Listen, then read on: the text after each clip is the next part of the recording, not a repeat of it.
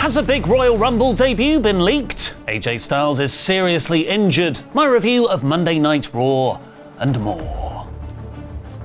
I'm Ollie Davis, and this is the WrestleTalk News. Support WrestleTalk! Get exclusive bonus videos over at patreon.com/WrestleTalk. If you told me 9 years ago when I was driving a sleeping Zack Sabre Jr. on a 10-hour round trip to Hull and back that he would one day be the IWGP Heavyweight Champion, I would have replied, "Yes, I know, he's amazing! He's my favourite wrestler! And he sleeps so beautifully." And now that prophecy has been fulfilled, as after winning the G1 Climax tournament, he chose Monday's King of Pro Wrestling show for his title shot rather than the customary Wrestle Kingdom on January 4th, where he beat Tetsuya Naito. Congratulations, Sabre Jr., F the Tories, and I hope it's you versus Will Ospreay at London's Forbidden Door 2025. But with the beginning of a new era, a previous one must come to an end. As on that same show, Hiroshi Tanahashi announced he will be retiring in 2026, wanting his last match to happen at Wrestle Kingdom 20.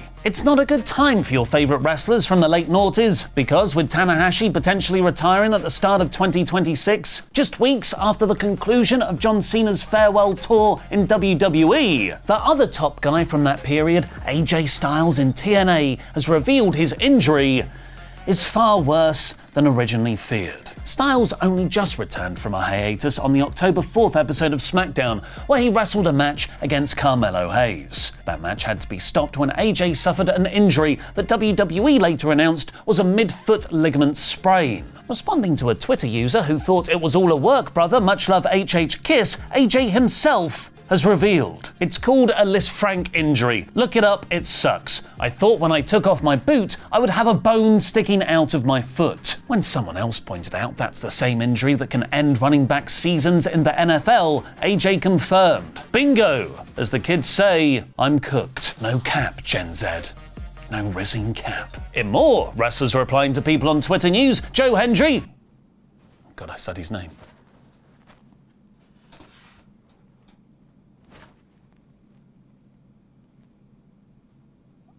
I think I'm safe. Joe Hendry replied to this person's post, "Oh my god, he's here!" Kinda crazy how fast Joe Hendry fell off the radar. For context, Joe Hendry is wrestling for the TNA World Championship at their biggest show of the year, Bound for Glory, in 2 weeks. But Hendry was looking ahead even further into the future with his reply. Kinda crazy how poorly that tweet will age in about 4 months. Many have pointed out that about 4 months' time is WWE's Royal Rumble, fueling speculation that Hendry will be a surprise entrant in the men's match. According to Fightful Select, however, a Hendry main roster appearance will still have to go through the TNA to WWE prohibitive portal, as Joe is under contract with TNA until at least late 2025. He is expected to be a focal point of the show next year, with many pushing for him to win the world title at Bound for Glory. But can Luke Owen also fulfill his promise to finally beat Pete at Monday Night War? The 6th episode of Monday Night War is live exclusively right now on patreon.com/WrestleTalk. Here's a clip. Ah! Oh, actually, I mean, doesn't feel like that's the end of the world. It's going to be a call-out promo. So, I think that's fine. Yeah. I was going to say, at 39, I wouldn't have expected you to have him wrestling this week. No, it was going to be a call-out promo, so that's okay. That's okay. It hasn't done too much. Was that from you? That's from Woods. Oh. F*** you, Woods. Awesome. Let's check if there's any more stuff. Oh, man. Oh no. Oh dear, that's annoying. That's actually gutting. 2 VO champs in 1 week. That sucks, man. Game? What you doing? Go over to patreon.com/WrestleTalk now to watch the full exclusive Monday Night War series. But now it's time for my review of last Monday Night's Raw. It's a pre-tape in about 5 minutes. Rhea Bloody Ripley opened the show, calling out Liv Morgan, Raquel Rodriguez and Dominic Mysterio because this feud will never end. Instead, out came Nia Jax's Silver Surfer, Tiffany Stratton, with a message. Stay out of Nia's business. Ripley had gotten into a brawl with everyone on Friday's SmackDown, or she's going to have a big problem. They were both jumped by Liv and Raquel in the ring, prompting Adam Pearce to make a tag team match players for the main event. But before that, I'm seeing double here. 4 women's tag matches. After over a month of build, Jade Cargill and Bianca Belair defended their women's tag team championships against Damage Control's Io Sky and Kairi Sane. They established the story early of power versus speed and athleticism. Bianca would carry Io around the ring with ease, strength, but then Kairi would launch herself over the top rope outside. Speed. There was a secondary, more subtle story though. The Damage Control were the more cohesive team. Cargill once missed a move, slamming Bianca into the mat. Io followed that up immediately with an awesome team-based spot of their own, launching Kairi into the air for an improvised insane elbow. Ultimately though, like a lot on these 2-hour Raws, this match didn't get enough time. Most of it was in the commercial break. The finish came suddenly when NXT's Lash Legend and Nakara Jackson punched Io outside, letting Bianca hit a KOD to retain. Finn Balor was grumpy backstage because Pearce wouldn't give him yet another match against Damian Priest. Instead, he remembered, oh yeah, you're tag team champions, which should probably occasionally be defended. A #1 contenders tournament was booked, which saw Don't Mention the War Raiders. Oh, actually, no, you can totally now mention it. The War Raiders, with Eric and Ivar returning from injury, repackaging themselves with their much better NXT name. And they quickly squashed Akira Tozawa and Otis to advance. Bron Breakker cut a pre-taped promo explaining his heel turn on Jey Uso last week, which was surprising because he had turned babyface the week before that. Bron explained it was because when he offered Jey respect, Jey didn't offer him the same in return. Actually, let me just pop that into my Pro Wrestling Translator app there.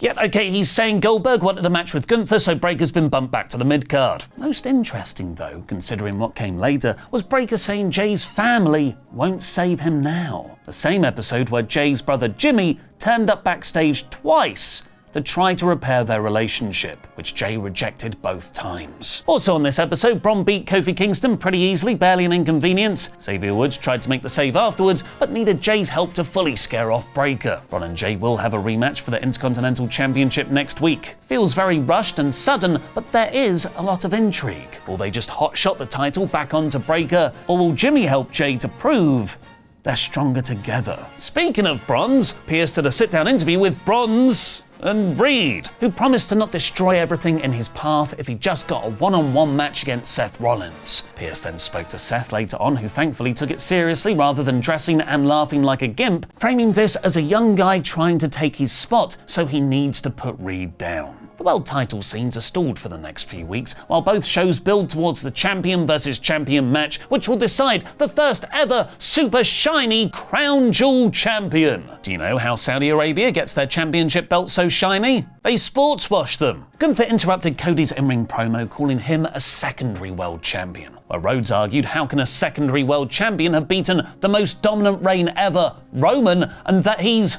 dominated a beast, which is presumably a reference to Brock Lesnar. We'll have to wait and see if that's just a nod to his feud last summer or an actual testing of a Lesnar return to WWE. R-Truth rolled up The Miz in seconds after the Final Testament walked down the ramp. Rather than be annoyed with Karrion Kross though, The Miz accepted the Final Testament's gift of throwing Truth back into the ring to lay him out. At the start of this, the Wyatt 6 logo flashed up on the screen, which means we're getting R-Truth comedy with Uncle Howdy. Damian Priest returned, agreeing with Rhea Ripley that he should move on to being a world champion again, considering that he's beaten all the Judgment Day boys multiple times. And the main event saw Ripley and Tiffany take on Liv and Raquel, the latter of whom really needs to change up her gear because I occasionally confused her with Rhea. And she doesn't do the back pose anymore. What even is her character if it's not I have a back? Ripley and Tiffany bickered early on, letting Raquel powerbomb Liv over the top rope onto them. Rhea eventually got the hot tag and practically had Morgan beat with a riptide, but Nia Jax attacked her from out of nowhere for the DQ. Nia also laid out Liv and had a great moment where she was gesturing to Tiffany to cash in on her, but either because Stratton was a bit slow, or maybe because she's secretly planning to cash in on Nia,